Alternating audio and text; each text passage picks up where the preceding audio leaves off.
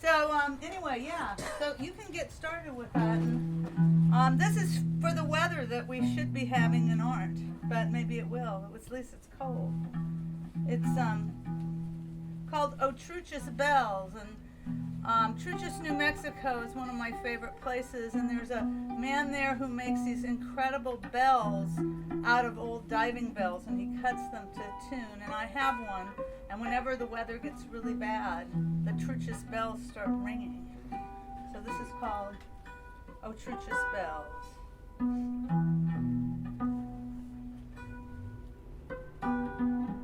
Gusts rattle the brittle leaves, ring the storm in like a lost friend, slam doors like a drummer, play the gales like a maestro.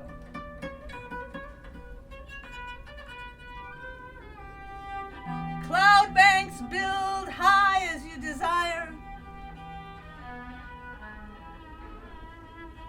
glacial front meet our warm, damp air with clash that blasts leaves off trees, layering brights on darks.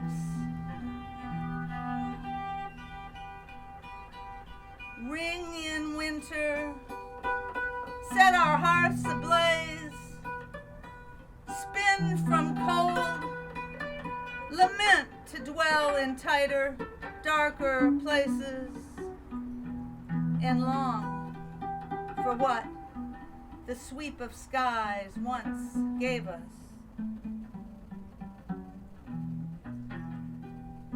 Fill our empty spaces and seek our wider visions within.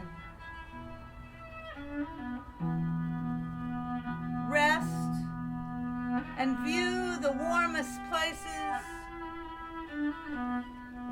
Bewitch the fire. Praise the space where cherished closeness reigns. Turn inward to light the darkness. Seek the outlines of the psyche's vast horizon.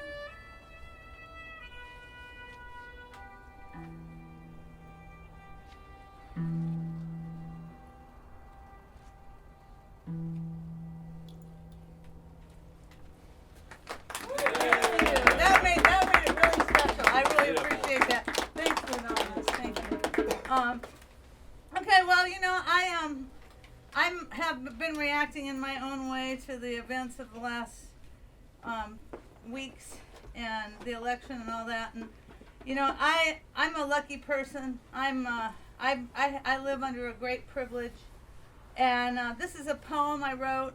I wrote it a year or so ago, but I thought it kind of fit, and I felt like it was important to speak to the situation. So I call this After Watching the Extended Video. And it's a two-part poem. Part one, Imagining Cleveland.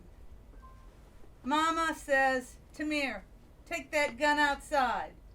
She won't let me play with my toy gun in the house.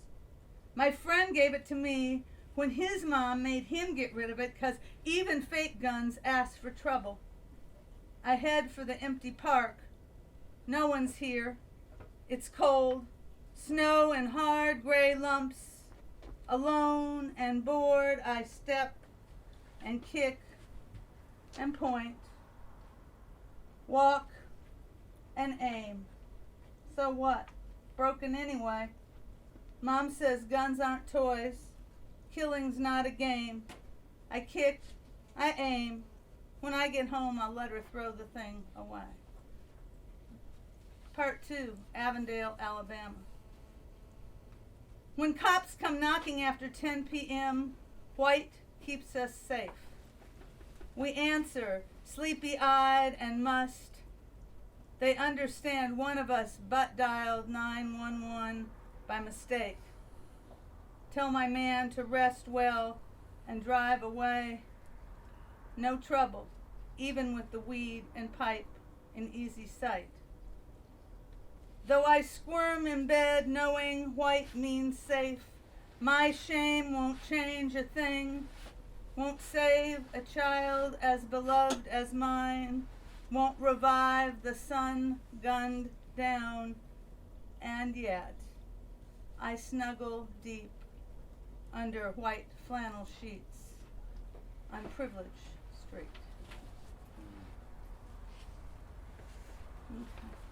Davey's going to help me on the next one. Yeah. Okay. All right. Okay. I'm gonna listen for the tempo of your voice. Okay. Okay. Well, I was hoping okay. I'd get you and I'd catch up on you. So. Let's see. Let me get that. This is called The Mourners, Cajun Christmas. Today we make a gumbo from a roux. The Dixie cups are crooning, let it snow. We stir, we sing, we dance in lieu of you. Add celery, onions, peppers to our brew of flour and olive oil's baked brown glow. Our alchemy for solace, gumbo's roux.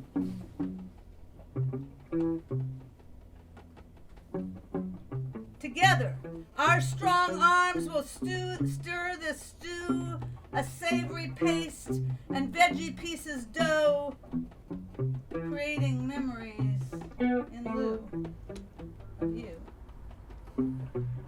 When all's gone soft and clear, spices imbue this pot, a bittersweet whiff, a dynamo of succulence, that gumbo simmered roux. Amber ale and shrimp broth steeped in last year's grief, the radio's brass band backbeat can amplify this dish in lieu, restoring home to warmth, seasons renewed, friends welcomed back from time when we withdrew. Rejoice to eat our gumbo, charm from roux, our dripping spoons, our second line in place of you. Yeah.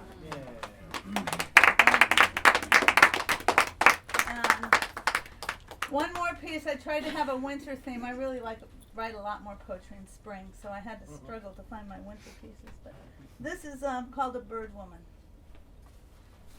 Crested hair, now braided silver, she lights no furnace in the coldest months, saving to pay the mortgage on her acres. In bitter winter, songbirds arrive, flocking finches, nuthatches, indigo buntings, wrens, chickadees.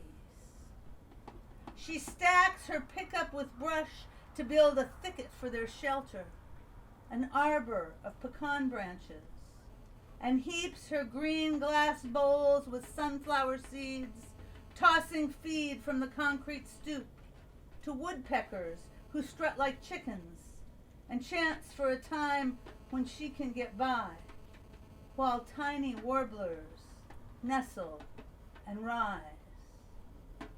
She makes a nest for herself from futon and tattered quilts in the truck bed, for tonight promises meteor showers. At sundown, she drives to her land's highest spot, a field inside a pine ring. She hears a mockingbird sing boldly. She envisions an illuminated Buddha, encircled by gods and goddesses, speaking a sermon. This troubled world is filled with bodhisattvas numerous as sand grains, and watches his hand sweep over the earth. It trembles, fields and mountains split open, and ordinary people, farmers, fishermen, widows, mothers, children, immeasurable and golden, emerge from below, filling the sky like finches. The skies are gorged with densely shooting lights. Surrounded, she feels wing beats embrace her body. A songbird flock lifts her. She floats above the dark land. The sky surges with quickened stars. Thank you. Yeah. Thank you. Thank you to Davey and LaDonna and the music which just made it good. Thank you for what you added in that last piece. And thank you for the hand that's going to help me off this high stage. What? Thank you.